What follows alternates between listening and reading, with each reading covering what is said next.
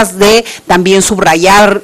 Hoy en México este es un tema y los datos relacionados con los feminicidios y con la violencia de género se ha vuelto de interés nacional a partir de este sexenio, que me parece una denominación importante, y vemos a nivel internacional el 35% de las mujeres ha tenido algún episodio, según datos de la ONU, el 35% de ONU Mujeres, 35% de las mujeres ha tenido algún episodio relacionado con la violencia a lo largo de su vida, y muchos de estos episodios, el 70%, están relacionados con su pareja o con su cónyuge o con quien vive, ¿no? De hecho, digamos que la definición de violencia familiar, incluso en la propia ley, incluye a la persona con la que convives, cónyuge, esposo, en fin, no importa si están casados o no, es el tema de que sea tu pareja o tu cónyuge, y no necesariamente es la violencia solo en el entorno del hogar, sino las violencias que se pueden dar afuera.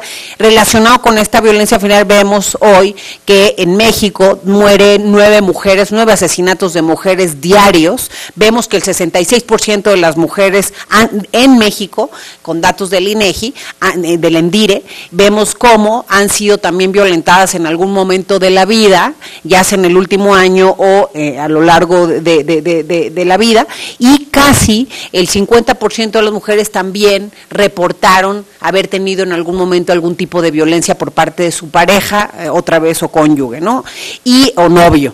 Y aquí algo importante, creo, y donde está el corazón de la violencia familiar, o lo importante de la violencia familiar, es que la violencia al final se replica. La violencia no es algo que surge de la magia, no es una cosa que surge de que hay gente que nace violenta y que nace delincuente, no es algo, digamos, natural de la persona. La violencia y el delito, es decir, son fenómenos multicausales. Entonces, nadie nace siendo un delincuente, son factores de riesgo y contextos que llevan a una persona a delinquir.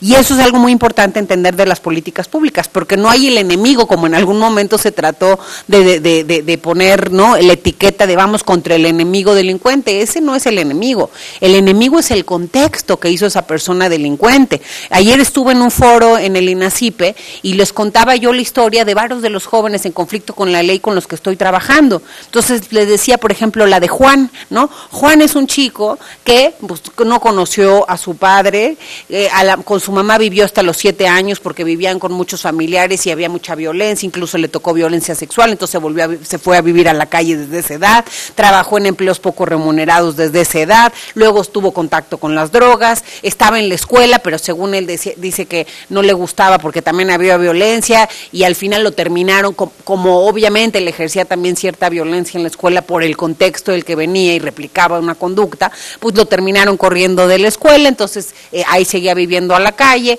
y entonces empezó a robar coches, y luego siguió robando casas, y en fin, ahí fue progresivamente hasta que llegó al Centro de Adolescentes en Conflicto con la Ley. Pero un poco la historia de Juan nos muestra cómo no es de la nada, no es por generación espontánea, es decir, sí hubo factores en su vida que el cúmulo, porque eso también es muy importante, nada de esto es lineal. Es decir, no es que si tú desertas de la escuela te vas a convertir en un delincuente, no es que si a ti te golpearon de chiquito o viviste violencia en el entorno familiar vas a ser un delincuente, no es lineal, pero sí es el cúmulo de muchos de estos factores lo que casi siempre nos da el fenómeno, y eso está muy comprobado incluso en estudios longitudinales de Farrington, a nivel internacional. Cambridge ha hecho varios estudios, Oxford, etcétera. Entonces, está esto en la criminología probado de manera muy profunda, pero creo que en el tema, y regresando a la cultura de paz, lo importante de entender es que las conductas se replican. Entonces, si un niño ve violencia en su entorno familiar, seguramente ese niño es el que llega y comete bullying o acoso escolar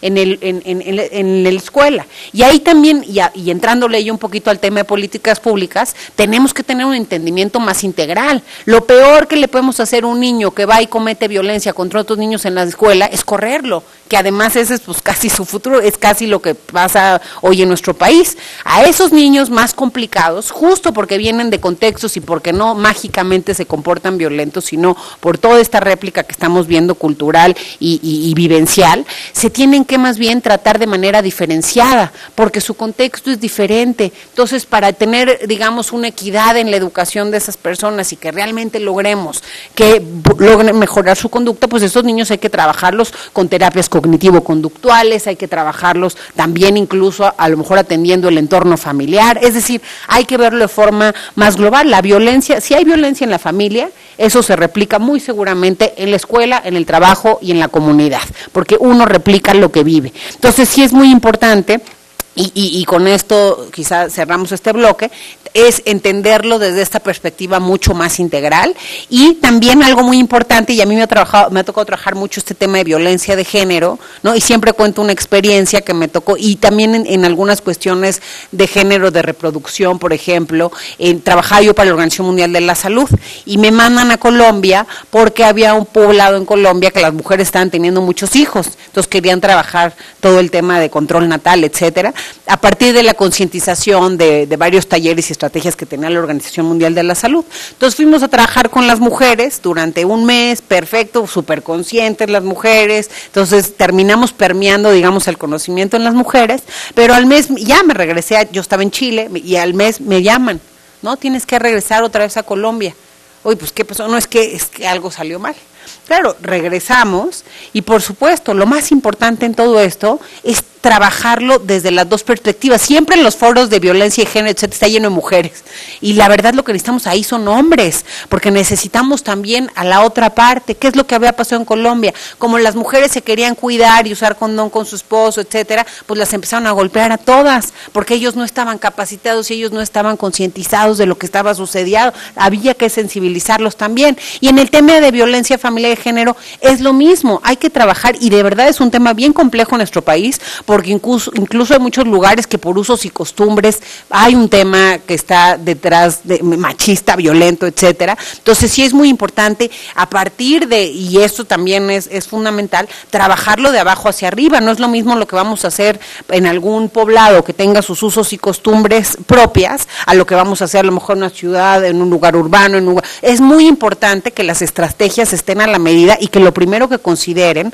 sea el tema local, el arraigo, la identidad, porque al final lo único que resulta para prevenir la violencia, en mi experiencia, es cuando las estrategias realmente tienen un trabajo, un traje a la medida, una hechura a la medida de lo que estamos viendo, y realmente aprovechan del conocimiento de la gente o del lugar o del fenómeno que queramos atender para a partir de eso construir las soluciones. Nunca va a funcionar si nosotros llegamos con soluciones de arriba hacia abajo y creyendo que lo sabemos todo. Al final aquí se trata de otra vez tener empatía y de poder entender que todos podemos aprender de todos, y que al final del día lo único que va a resultar es si lo construimos de la mano de lo que estamos viendo en esas comunidades, en esas familias, en esos lugares.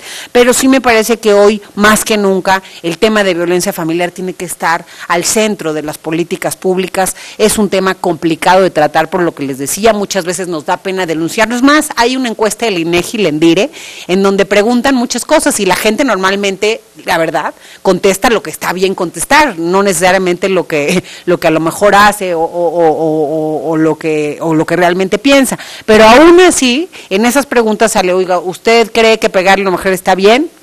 Pues conteste el 80% que no. ¿Usted cree que las mujeres pueden tomar sus propias decisiones? Pues sí, también conteste el 90% que sí. ¿Usted cree que la mujer es la única que se tiene que hacer cargo de los hijos en el hogar? No, pues el 80% dice que no, que son los dos, que tienen que compartirlo, etcétera. Pero hay tres preguntas que me llaman mucho la atención. ¿Usted cree que la mujer y el hombre pueden tener, pueden ganar lo mismo en un empleo? Y ahí contestan el 80% que sí, que pueden llegar a las mismas oportunidades y ganar lo mismo en un empleo. Pero la siguiente pregunta es, ¿usted cree que el hombre tiene que hacerse cargo de todos los gastos del hogar? Y el 80% contesta que sí. Entonces, ahí también está detrás de esas cuestiones también esta falta, ¿no? O es un tema cultural, pues, tan arraigado. Entonces, esa era una de las que me llamó la atención. Y la otra también que me llamó la atención es el tema... El tema que decíamos ay, se me olvidó, hay una que tiene el 35%, pero ahorita me voy a acordar. Pero al final, a lo que voy es que en estas preguntas podemos ver cómo sí hay también a partir de la cultura ciertas preconcepciones que se tienen que trabajar para poder disminuir los temas de violencia y de delito, porque al final, aunque ustedes no lo crean, ¿no?, la violencia familiar también puede terminar en otro tipo de delitos, porque son estos niños, son estos jóvenes de los que yo les hablo. Y hoy en México 1 de cada 4 que va a la cárcel reincide. ¿Qué significa eso? Que cuando sale vuelve a regresar. Y esos niños que vemos en los centros de adolescentes en conflicto con la ley, que su máxima pena es de 5 años, desgraciadamente, en un ratito los vamos a encontrar en los penales de adultos. Entonces no estamos teniendo tampoco un sistema que entienda eso y que realmente reinserte a las personas. Entonces tenemos que transitar, y en la ley ya se hizo, pero ahora falta en la práctica, transitar en nuestras cárceles, nuestro sistema penitenciario, nuestro sistema de reinserción, realmente de poner el acento en el castigo, a ponerlo en la verdadera reintegración de la persona. Se trata que salgan mejores personas de las que entraron, con mayores capacidades, con mayores habilidades para la vida, y no que salgan peores, como hoy pasa, y ahí es donde aprenden más delitos o se hacen amigos de peores, es decir, de gente que ha cometido delitos más graves, y a la hora de salir trabajan con ellos. Bien, entonces, en cuanto a la primera participación, Cintia, entiendo que usted comenta que la recuperación del espacio público es elemental para poder generar espacios de convivencia para las familias. Llámese entonces de que la recuperación del espacio público